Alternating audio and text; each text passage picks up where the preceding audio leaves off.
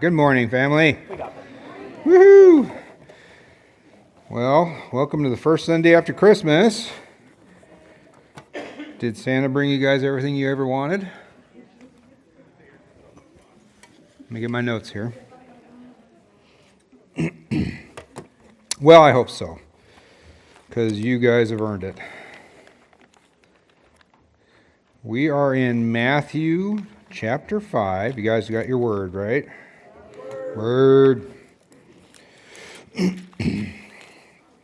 Okay. So Matthew chapter 5. I think we need a new one of these suckers here. And I'm going to brag a little bit. My wife talked to Santa Claus, and she got me a new gun for Christmas. It's North Idaho, of course. I was going to send a picture to Billy, but I didn't want to cause, any undue covetousness in church, especially. But just so you know, I'm not lying. My wife gave me a picture, took a picture, and there we are. There I am with my new gun. So, see, isn't that cool? And just to prove that I was really happy, there's my face. Yeah! So, okay. This is also my notes, so little fun, but yeah, we had a really good time. We had a couple of friends that really didn't have any place to go, and so we were able to bless them with a wonderful Christmas meal. So yeah, we're gonna be in chapter 5, beginning at verse 13. Steve just got done teaching about the blessed are's. Blessed are the meek, blessed are the humble, blessed are the peacemakers.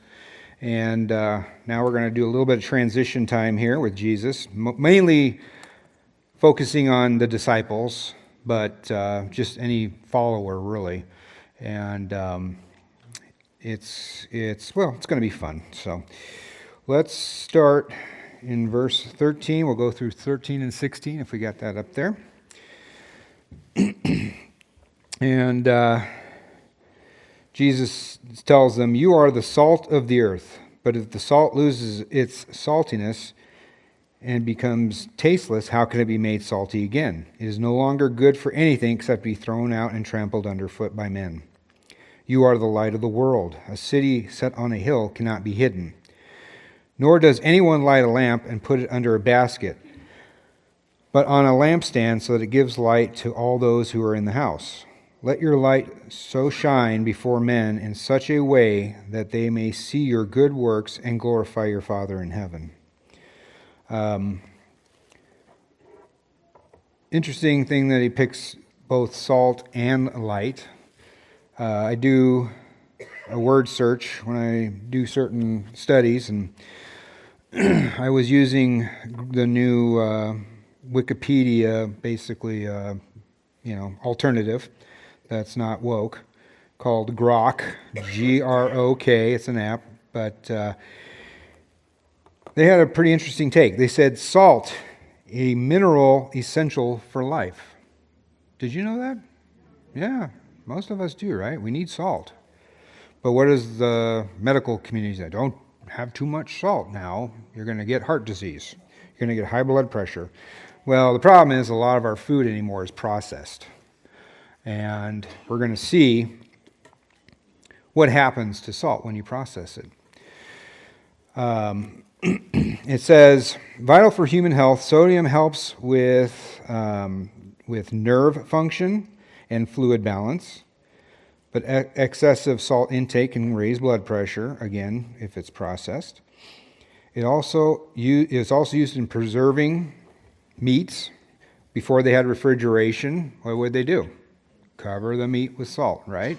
Make that journey across the Great Plains there over to the west side of the United States. But even back then, they didn't have refrigeration. Nobody had refrigeration.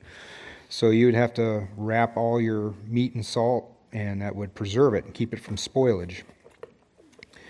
And it says that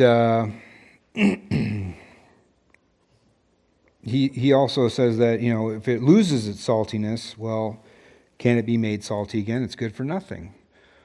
Archaeologists have done digs in ancient cities, and they have found a couple of 1,000-year-old jar of salt. They open it up, and it's still salty. Still works. It's not processed. It's the real stuff, right? So it's interesting that you would say that, if it loses its saltiness, then it's no longer good for anything. I mean, archaeologists proved that 2,000-year-old salt is still salty. It still works, right? But when it is used, like I said, to cover your meat, well, now it's going to change its composition, right? And that salt is going to leach into the meat, and it's going to pull out moisture so that preserves. And at that point, it kind of loses its effectiveness. Same thing is if we allow ourselves to be, compromised with something else other than the Word of God. All right? We are to be a spice to the world around us, to show them the good, the preservation, the perfectness of God, even though we're not perfect. So he also goes into the light, right? You are the light of the world. A city set on a hill cannot be hidden. Well, duh. If you're out in the middle of nowhere and there's a mountain and there's a city up there, it's going to be lit up, right? And you're going to see it. Even in the darkest, I remember when we were kids, we would go up to Oregon or, Vancouver, what have you, and we'd do the road trip, and you'd see those bumper stickers on the highway, visit the Carlsbad Caverns, and the big signs, and you're 20 miles to the Carlsbad Caverns.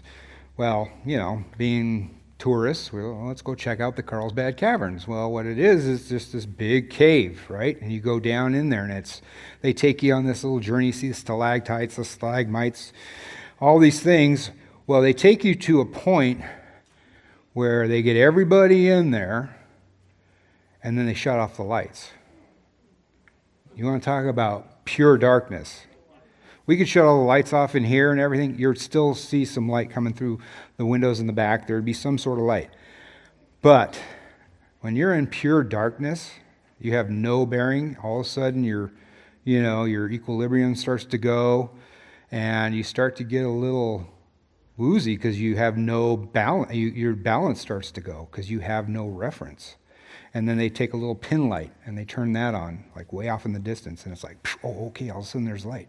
But just that little pin light in the darkness, you'll see it, just like we should be, the light in the darkness. Nor does anyone light a lamp and put it under a basket, but on the lampstand, so that it gives light to all in the house.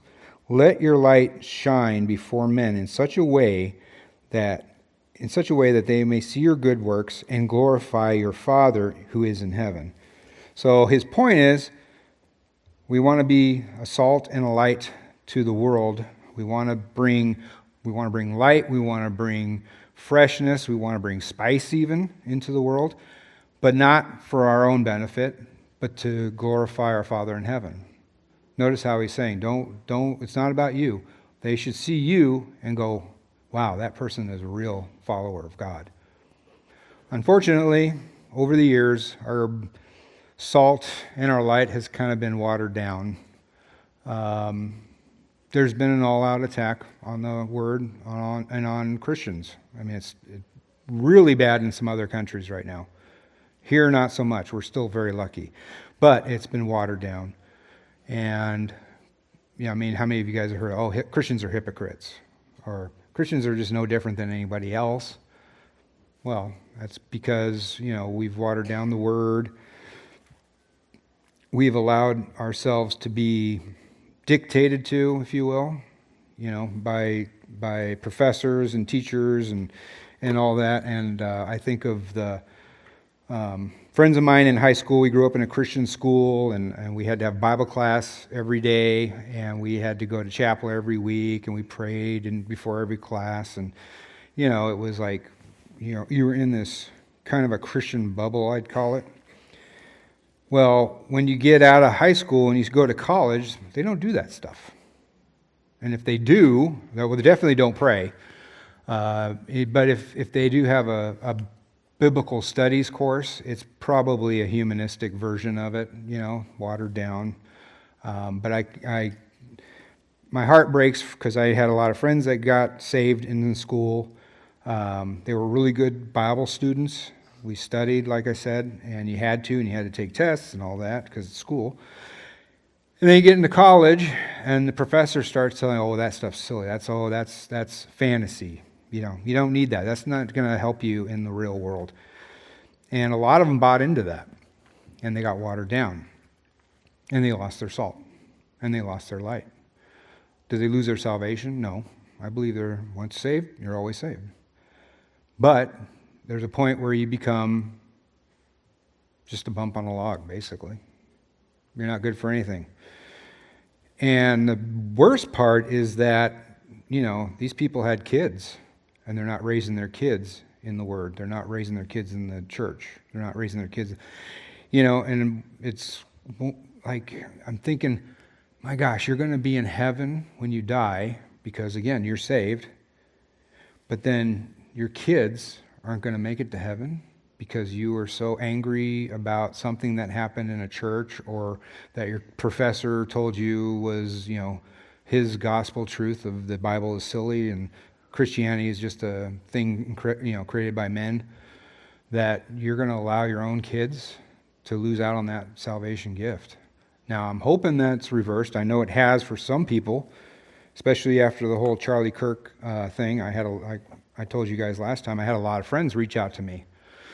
What kind of Bible should I get? What kind of church should I go to? I'm like, yes, okay, let's get this going. So, and I'll check in with them. They're doing good. But the kids, it's hard to convince the kids, So, anyway, we need to constantly be in the Word, studying, and I know it's hard because even I don't do it every day like I should. And I should. And I'm just being honest with you. There's days when I'm just so busy that I forget, or I just don't do it. And I should. And I need to. Because even though I've read something 100 times, I will get something new out of it when I read it again. It always happens. That shows me that God's Word is alive. And it encourages me. And I hope that encourages you. But I also want you to understand that if you feel like you're not in it, I understand. I get it. There's just days where you're like, oh gosh, do I have to do it now? And I'll try and do it like when I'm falling asleep. I just open it up and, it happens. If you're getting back into the Word, though, you haven't done it, start with the Proverbs. Proverbs is always a good one because there's one chapter for every day of the month. Psalms is also a good one because those are the 2 books of wisdom. So, let that encourage you. Okay, so we are at, verse 16. Let your light shine so that men will glorify your Father in heaven. That's the ultimate goal. They should look at you and see your Father in heaven. Interesting thing, too, is with light. I told you about the salt. Light is also beneficial for humans. It's interesting that Jesus picked both of those. So the light is vitamin D synthesis or UVB rays trigger production in skin, supporting bone health, immune function, mood regulation, and potentially reducing the risk of certain diseases. Improves your sleep by regulating your circadian rhythms via serotonin and melatonin. Boosts the mood and mental health. It helps with seasonal affective disorder. And it also gives your autoimmune system a boost as well. And, what was it, a week ago or two, maybe 2 weeks ago now, where we had just nothing but cloud cover over the whole place, and there was drizzling, and it was raining, and it was dark, and there was no sun out there. Well, the sun was there, we just didn't see it, right? And even though yesterday was like, I don't know, 22 degrees at my neighborhood, the sun was out, and it was beautiful. And I went out there, and I just stood in the sun. I had my coffee, and I'm just standing there on the street. There's nobody on our street, really. And my neighbor sees me, Craig, what are you doing? Like, why are you standing in the middle of the road? Like, oh, I'm just getting my vitamin D, just need that sunshine. But it has a lot of health benefits. Too much exposure to sun, too much exposure to salt could have negative benefits, right? We talked about the high blood pressure. Negative effects of the sun being out there too long is, this potential for skin cancer. I had an uncle that was they call him a sun worshiper. He has leather skin now. Ugh, I don't want that.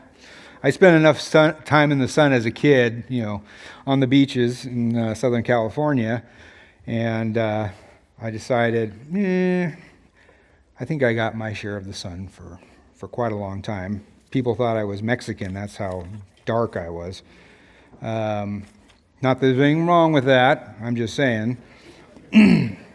Irish, Scotch, English, Bohemian, Scandinavian. That's like the I can't remember. Trifecta of whiteness, right?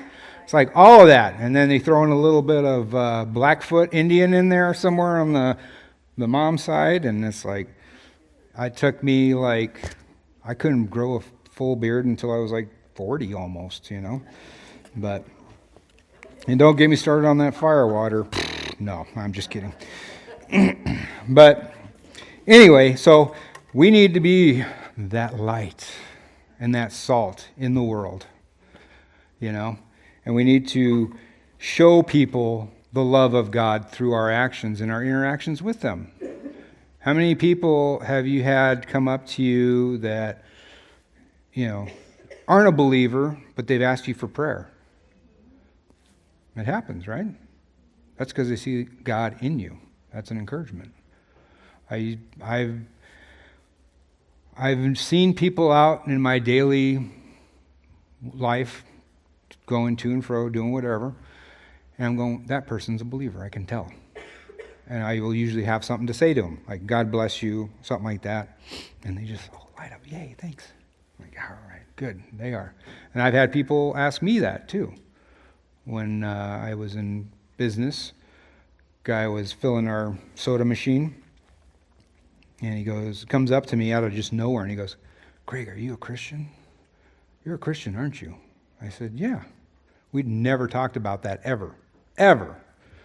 It was just, he did his thing, I did my thing. He goes, I just wanted to let you know I just became a believer. I said, yes. All right. Thank you, Lord. Really cool. And then every time he'd show up, we would just have, discussions and talk about stuff, and that was really cool. That was fun. That's what God wants from us. That's what Jesus is saying. That's how we should be with the people around us. Okay, now we're going to do a little transitioning. Glorify your Father in heaven. Now we're going to move into verse 17. And things get a little interesting. Verse 17 says, Do not think I came to abolish the law or the prophets. I did not come to abolish, but to fulfill. Now, what is he talking about? Well, most people assume the law of Moses. And again, you got the Pharisees, you got the scribes. They were all about the law, fulfilling the law. You got to keep the law. Well, it's impossible to keep the law. Have you ever read Leviticus? You can't keep the law. Everything is in there that is wrong or that God sees as imperfect. And it's like, if you start putting a check mark by each and every one of those, there's going to be a lot of check marks in your book of Leviticus. I promise you that. So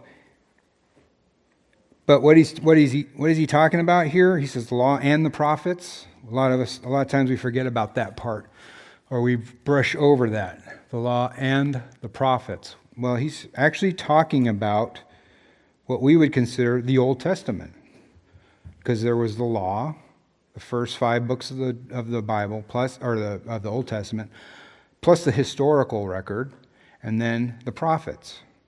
Well, pretty much every one of those books in there has a prophecy of some sort.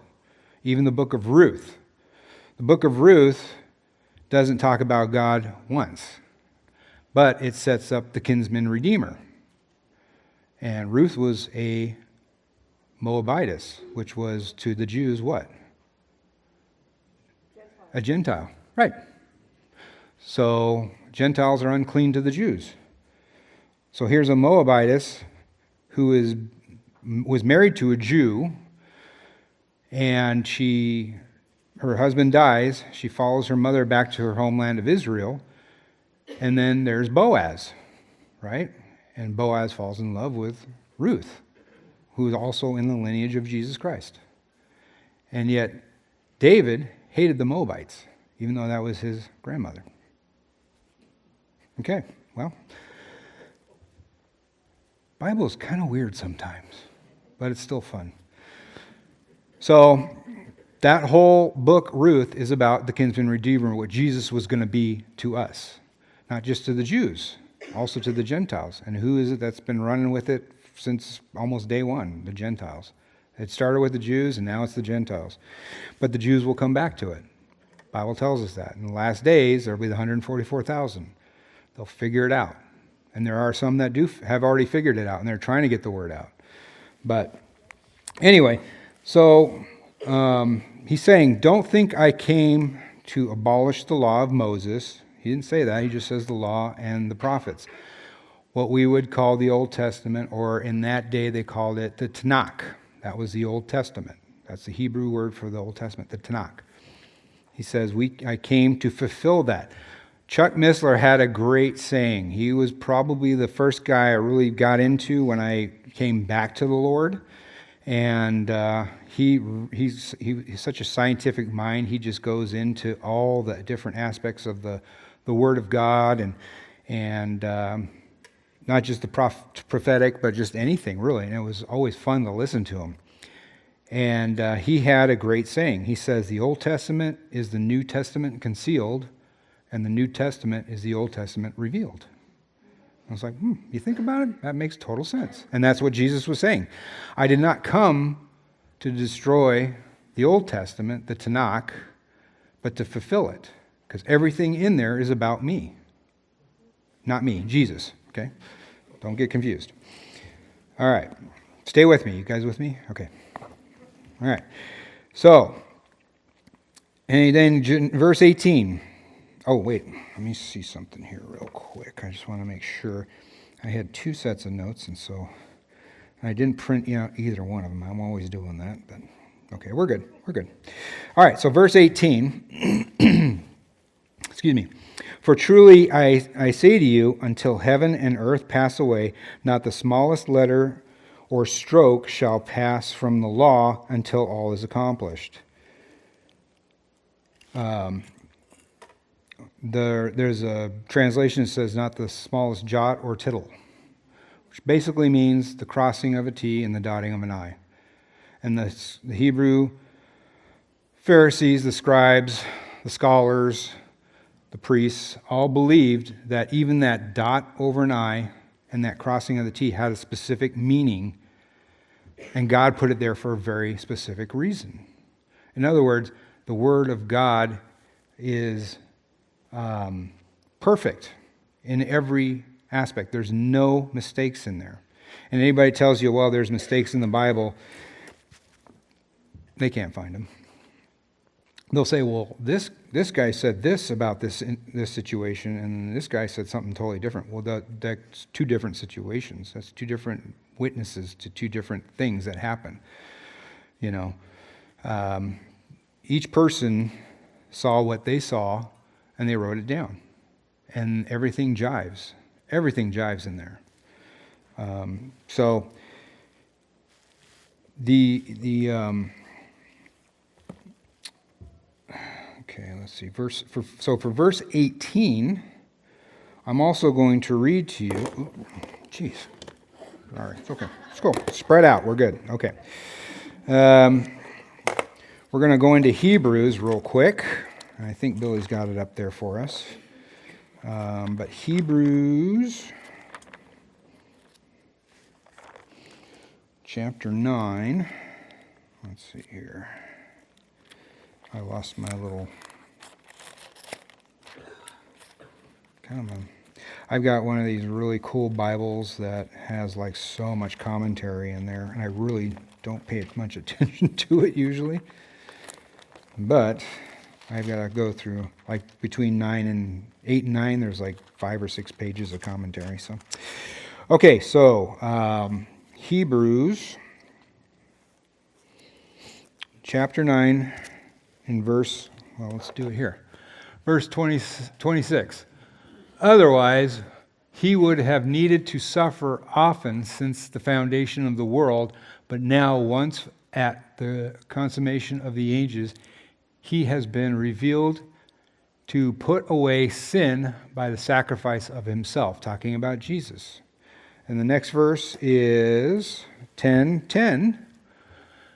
By this, we have been sanctified through the offering of the body of Jesus Christ once for all time. Verse 12. But he, having offered one sacrifice for sins for all time, sat down at the right hand of God. And then verse 14. For by one offering he has perfected for all time those who are sanctified. That's us. And then lastly, verse 18. Now where there is forgiveness of these things, an offering for sin is no longer required. He's referring to the Levitical law of a blood sacrifice.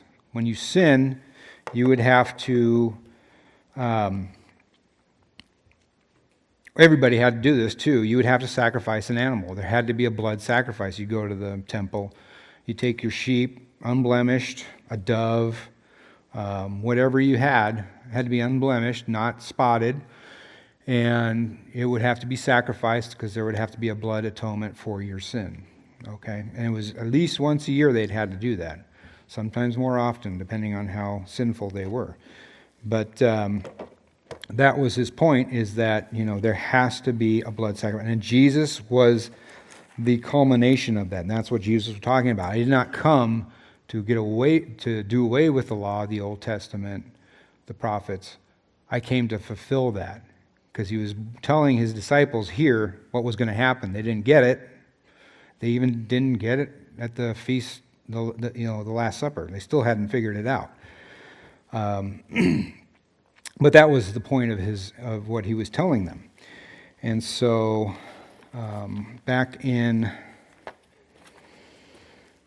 Matthew chapter 5, we're going to now go into the verse 19, where he says, Whoever then annuls one of the least of these commandments and teaches others to do the same shall be called least in the kingdom of heaven. But whoever teaches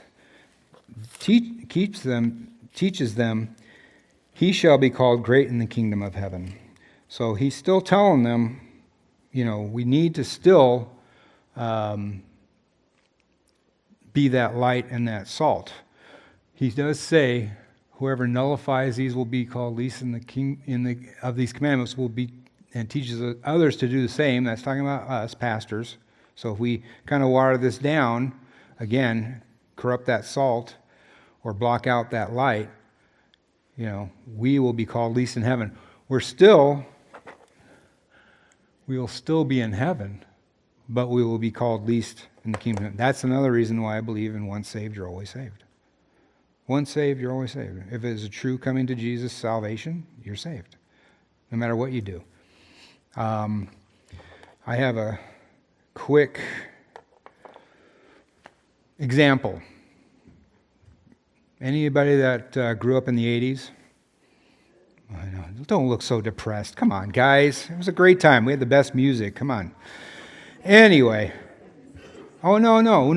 The 80s. Every time I'm out there, these kids are listening to 80s music, okay? I'm sorry. I didn't listen to my parents' music when I was out there.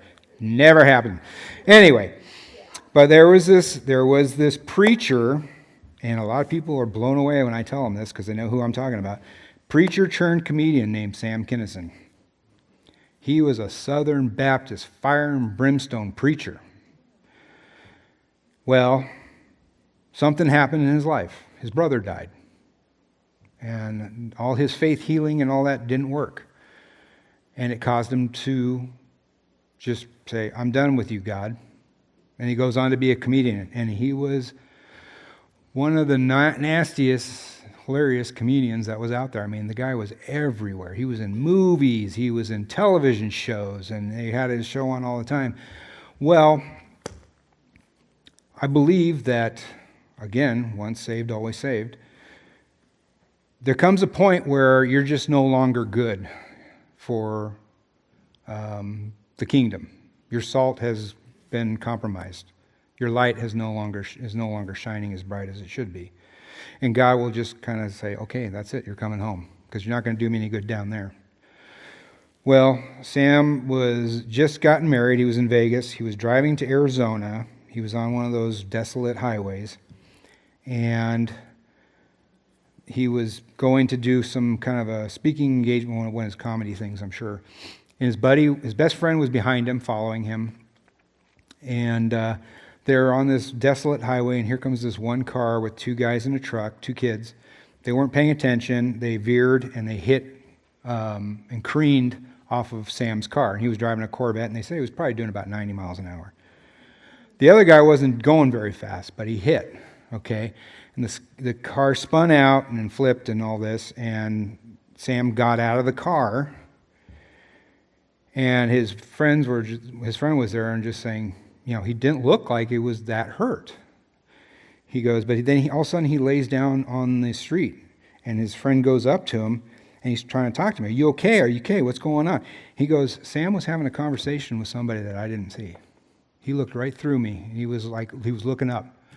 And basically he was saying, I'm sorry, I'll change. I can do this. I'm sorry. Oh, okay, I understand. And then he died. He was talking to somebody, and I don't think it was a concussion. I think God was telling him, okay, you know what? You're not going to do me any good down there. Time for you to come home. But I'll change. How many of us are doing that? Sitting in a jail cell. I'll change. Again, you can watch my testimony. I'll go to Africa and be a missionary. Little did I know I'd come to North Idaho and become a pastor. Anyway. But anyway, that's what happened in his life. He lost the salt. He lost his saltiness. Interesting, he ended up on the road too. But I believe we'll see him again. And I'll be like, oh yeah, you were the guy that helped me on my making my testimony experience when I was a younger man. But anyway, so let's see how we're doing. Okay, we're doing okay. We are now going to be, we did 19. Just make sure I don't jump ahead of myself or I'll miss out on some good stuff here. So Jesus is the fulfillment of the Old Testament law and the Scriptures. In verse 19, again, he says, that whoever knows one of the least of these commandments and teaches others to do the same shall be called least in heaven. So they'll still be in heaven. You'll still be in heaven, but you will not have a good share of the good stuff, as good as some of those that are following and doing what the Lord told us to do. So verse 20. Now this one's the one that kind of rattles people's cages. Because he says, "For I say to you, unless your righteousness surpasses that of the scribes and the Pharisees, you will not enter into the kingdom of heaven." Well, who are the scribes and the Pharisees again? They're the keepers of the law, the hypocrites, right? Do we have hypocrites in the church? Oh, yeah. Oh, yeah. And I've had conversations with people. I don't want to go to church. I don't want to be a Christian. They're hypocrites. I'm like, well, you know what? Heaven's full of hypocrites. Do you want to be left out just because you didn't like? I mean, are you perfect in everything you do? No, you're a hypocrite. I don't care what you do. You know, we got a lot of former cops here. How many of you guys helped yourself at the donut counter when there wasn't somebody there? Is that stealing? Oh, yeah. Does that make you a hypocrite? Oh, yeah. Does that affect your job? I mean, you can still do your job, but there's that conflict, right? I mean, I remember hearing stories of cops getting thrown out of the force just because they decided to help themselves to a donut. What a stupid thing to ruin your career over, right? So, and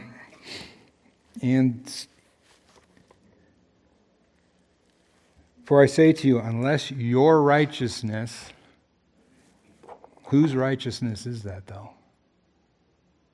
The righteousness far surpasses that of the scribes and Pharisees. You will not enter the kingdom of heaven. That seems like a pretty high bar. Like, who can be better than a pastor or a priest or a, scribe or a Pharisee? I mean, those guys were the pinnacle. Well, Jesus had a few things to say about them. I mean, if you remember, great. Jesus is the one that gave us the law. Jesus is the law. In the beginning was the Word. The Word was with God, and the Word was God. In the beginning, all things were created through Him. Who is He? Jesus. I don't know why my phone does this sometimes. See, this is why I need to print stuff out. Okay, here we go. Nope. I'm going to take you to, let me see if I can just remember off the top of my head. Here we go. Look at that. I don't need my stinking notes. So we're going to go to John chapter 8 and verse 44. John chapter 8, verse 44. There we go. Now, unless your faith surpasses these guys, your righteousness, the righteousness that comes from Christ, by the way. This is Jesus talking to the Pharisees. You are of your father, the devil, and you want to do the desires of your father. He was a murderer from the beginning. He does not stand in the truth because there is no truth in him. Whoever tells a lie, whenever he tells a lie, he speaks from his own nature because he is a liar and the father of lies. That right there, that kind of lowers the bar a little bit. That should encourage you. Okay?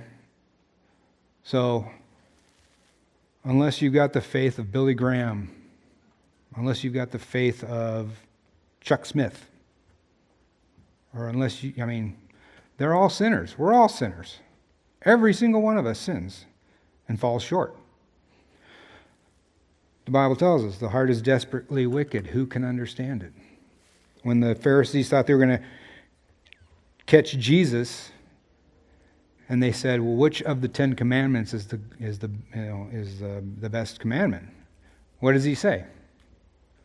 He says, "Love the Lord your God with all your heart, mind, body, and soul, and love your neighbor as you love yourself. In this is the law." And that's what it's all based on. We've got the 10 commandments right out here as you walk in. How many of you guys have walked around the back and see what it says back there? Yeah, that's what it says. The greatest. Love the Lord your God with all your heart, mind, body, and soul. And love your neighbor as yourself. In this is the law. So, knowing this, what we need to do is go out there and be the light and the salt. People should see your work, your interactions with others. It's not always you're not going to get along with everybody. It's just not possible. There's just people you're never going to get along with. And all you do is make the best of it, right? All you can do. But there might be somebody out there that just doesn't like you, and no matter how much, I've had people like that, they just don't like me. I can't believe it, but they don't like me. I mean, what's not to like? I'm adorable. That's what my mom told me.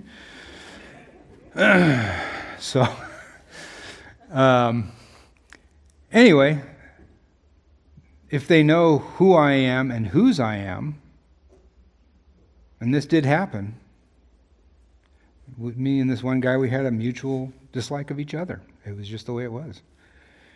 You know, I was in my working on my testimony stage of life, and I said, you know what? If he's not gonna, reciprocate, then forget him. I don't need this guy in my life anyway. We just work together. He'll stay in his corner. I'll stay in my corner. We'll be done. Well, he did have a family tragedy. And he goes, Craig, I know we don't see eye to eye on things, but would you please pray for my mom? She's really sick. She's in the hospital. They don't know what's going on. And I know you're a Christian. I'm like, okay, sure. I kind of had an attitude like, I'll show you. Wrong attitude. It's all about attitude. But I went ahead and I was praying for him and praying for his mom and stuff. And I know that ministered to him. I don't know where he is to this day, but after that incident or that situation, he was a little more cordial towards me, and I reciprocated. I was trying to be polite towards him too. Kind of gave us that little, give and take. And so those little things make a huge impact on people's lives. We don't necessarily see it. We may not see it until we get to heaven. I may get to heaven one day and there he is, and his mom, and his wife, and his kids, and everybody. I don't know. But I did what I was supposed to do. And I loved on him even though it was hard for me. And I wasn't supposed to, or I didn't think I was supposed to, because he didn't want to have anything to do with me. So, Jesus told us that we are to be the salt and the light. And I'm thinking I'm missing something. I'm sorry, guys. Let me just look real quick. We are to be the salt and the light, and we need to be, especially in a world of darkness. Again, remember that cavern. They shut the lights off and it's just pitch black. And after a while, you start to do this because you don't know where, you hear people grabbing onto each other to kind of steady themselves. And then they turn on that little light way off in the distance there, and all of a sudden, you can see the light. That's what we need to be, no matter how dark this world becomes, because this world is becoming very dark. I mean, it's getting crazy now. I don't know if you guys have noticed it, but we're headed down some really nasty paths. Unless because it starts with us. We need to be that salt and that light. We've been watered down, unfortunately. The church has kind of been watered down. Not this one. We're preaching the Bible. That's what we need to do. It's all about the Bible. But when you start adding other things to it, and the wisdom that man imparted into you in school, what have you, seminary, that's when it becomes a problem. So we're going to do our best, and we're going to get through Matthew. It'll probably be 10 years or so, but we'll get through it, I promise. What's my next? I think my next is still in chapter 5, isn't it? That's like 3 months. Anyway, we'll get through it. It'll be fun. We're going to have fun, guys. Just know that everything you do is being seen by somebody. Everything you do is being seen by somebody. And some of those people know that you're a Christian, and they're just looking for anything. And some of those people are looking for any reason to rip you down. But even though we mess up, we're still in God's righteousness. Christ was the fulfillment of the Old Testament, the Tanakh, the Old Covenant. And he gave us the New Covenant, which is our New Testament.